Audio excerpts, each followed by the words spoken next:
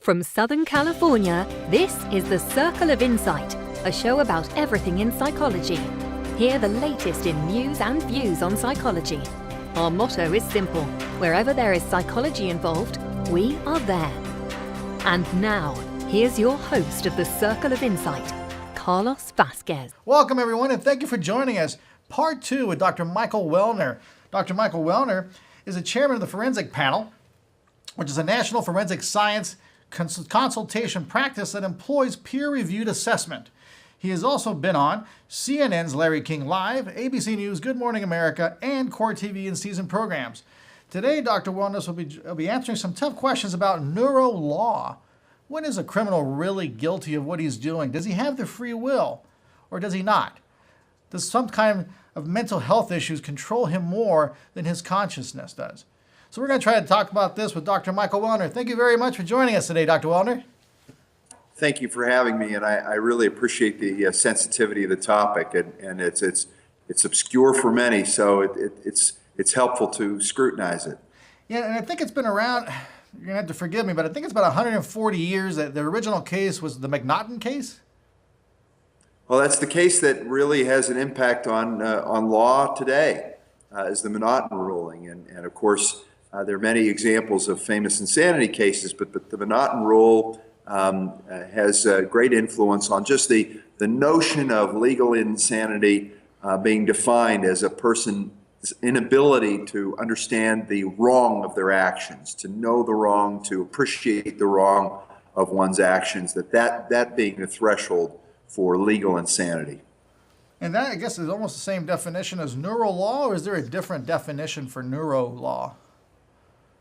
I think that there may be. You know, where we are at right now with neurology and in particular neuroimaging, the understanding of the brain has exploded so much that in a way we've almost gone too far too fast. We're trying to catch up to what we know.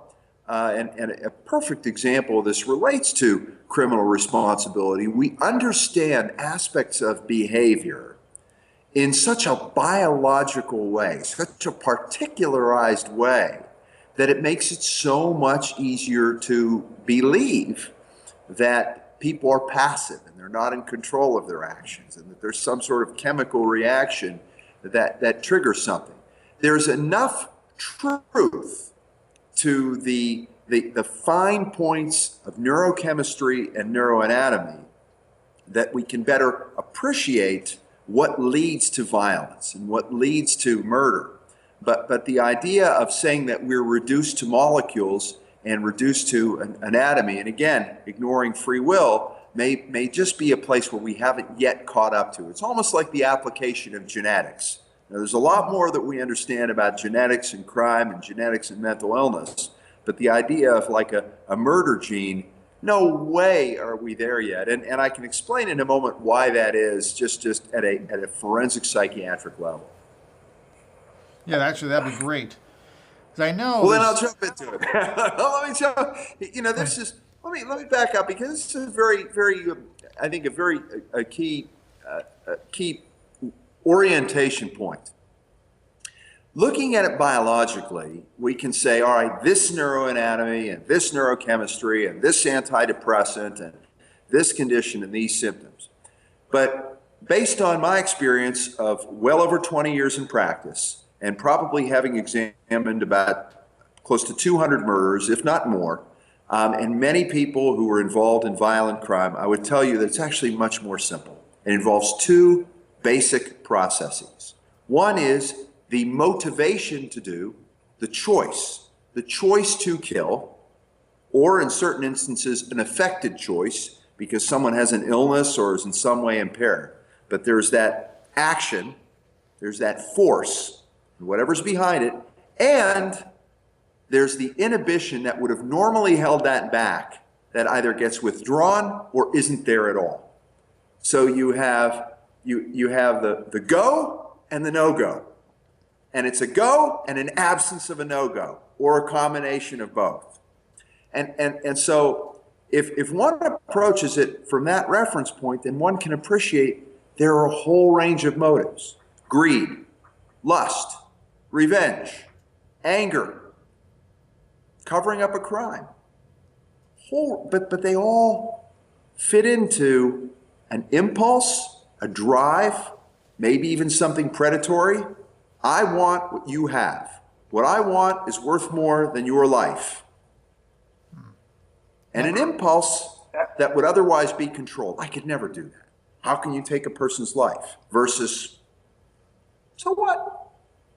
And so the combination of that is essential to forensic examination. What were the driving forces? What were the instigators? What was the history? What was the trigger? And then looking at the individual involved, what would normally get in the way? Is there a violence history? Is this the way this person normally acts? Since when? All of his life? In what situations are those controls loosened or not? So one has to take that reference point and fit it into the biology, not the other way around. Because otherwise, the neuro law ceases to be a human endeavor. And forensic psychiatry is, make no mistake about it, this is a human practice. It may deal with inhumanity, but if you don't approach it on human terms, you're wrong in your assessment. You're missing something. And so when neurological advances embed themselves in a human context, hey, that's great. It's very eye-opening. But when they don't, it's kind of like a musician who walks into a band in which he's never played with, and before you know it, the other musicians just stop and say, hey, who invited you in here?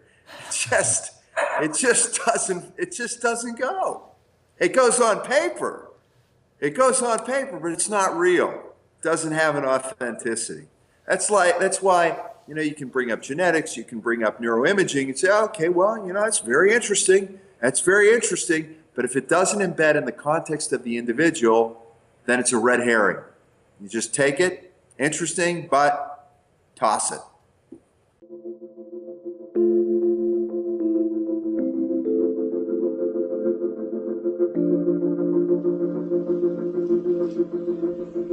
Hi, welcome to Adelante.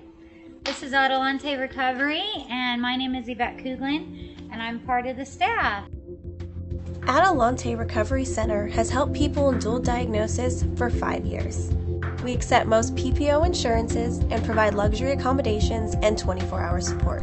To speak with an admissions counselor, call 1-888-242-4450. A lot of time we don't even know what's wrong with us, and sometimes we need to get away to figure that out. So if you want to go for a little retreat out in Corona Del Mar, which is a confidential location, we're here to help. So we're only a phone call away. Thank you. Now, would you incorporate both nature and nurture then in determining the strength of a go or a no-go impulse on a person? I think it's very sensible too. The appropriate practice is everyone has a different style. My style is to learn what I can about the moments that led up to a fork, a decision point, in which a person then elected to act violently, homicidally, and then to work backward. To understand the direct antecedents, then to get to know the history, then to get to know the individual. Because when one then works backwards, and then not only the before of the crime, but the during and after, before, during, after. But when one works backwards in that fashion, one can then identify a whole series of questions to say, hey, there are a variety of explanations for the go and the no-go. How do I better understand which ones have more evidence behind them? And then you go to the neuro. And then you go to the other kind of medical and perhaps even genetic explanations and say, hey, maybe, I wonder whether X is present, because these would be the conditions under which X is present, and I've gotten to know the crime well enough. What sometimes happens, and it's when it's turned upside down, is someone who with very little information, an effort will go out, give this guy a PET scan and show, well, gee, the colors are a little bit different. So, of course, he could never control his impulses. Meanwhile, while the attorney is making that argument, he's sitting in court and controlling his impulses just fine, thank you. And when he goes back into the jail, if he didn't control his impulses, well, somebody would beat the hell out of him. So it's an obviously contradictory argument. My point is that if the neuro and the genetics and all of these advances in technology embed themselves in the humanity of the individual, then it can have great relevance, case by case basis. That's an excellent argument. Never heard it put that way before. So we're going to explore a little bit more into the neuropsychology component. Is it possible to say that a criminal that maybe has an attenuated prefrontal cortex can lack sympathy, moral reasoning? Would that constrain their free will? I think that it's well established that people with an attenuated prefrontal cortex have a diminished conscience and have an affected judgment. However, it affects their free will only insofar as they will not have the level of anxiety and inhibition to make destructive choices that others with conscience would make. It does not mean that they don't have free will, because they're still selective about the individuals that they target in order to prey upon. They don't just sexually assault and mutilate anybody. They do so opportunistically and in a way that will avoid capture.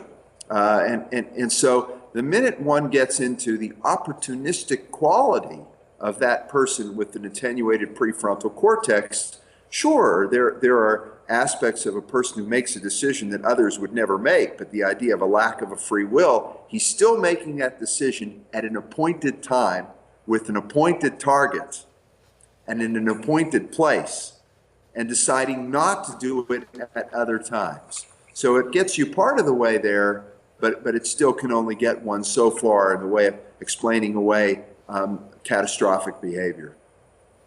That's a great answer. Are courts allowing PET scans right now? Yes. Oh, they are now? Yes, they are, as well they should. But the question is, does a PET scan embed itself in the context of an individual? Or is it, or are PET scans simply being introduced to say, this tells you all you need to know about an individual?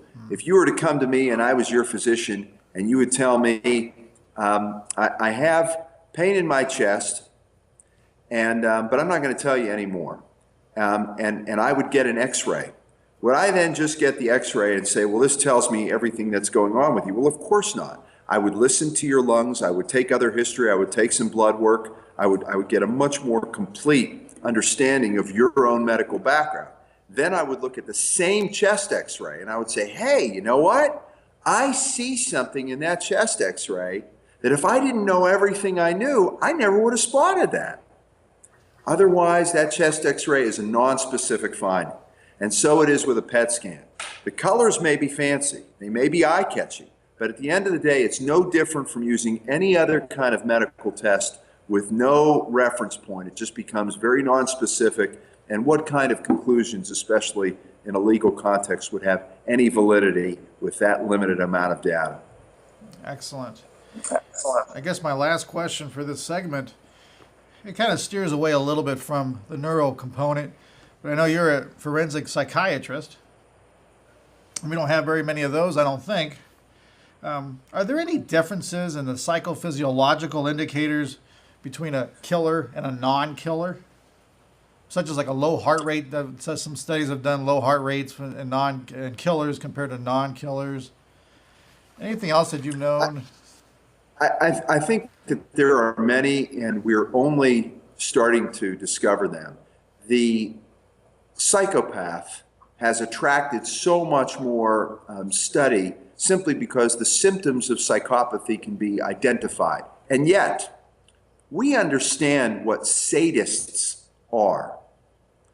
Sadists are exceptional individuals. Many are psychopaths, some are not, but the two are not synonymous groups, and yet sadists can be unusually destructive individuals.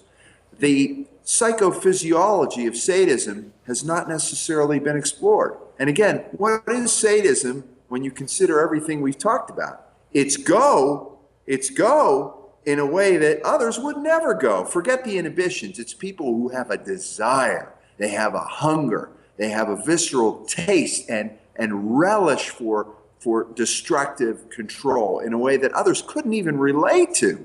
It's go on a whole other level. Forget the inhibition. There's gotta be a psychophysiology behind that. Now, it hasn't yet been explored. Perhaps somebody who's watching this program will explore it, but good luck rounding up enough sadists to do a study like that on, because it's not like they all jump up and say, here I am, study me. They recognize that their urges are unacceptable, and so they may conceal them to others and look perfectly normal otherwise, just as psychopaths may wear the mask of sanity. So I think that there are a whole range of populations for whom our understanding of psychophysiology would tell us a lot about homicidal violence, including soldiers.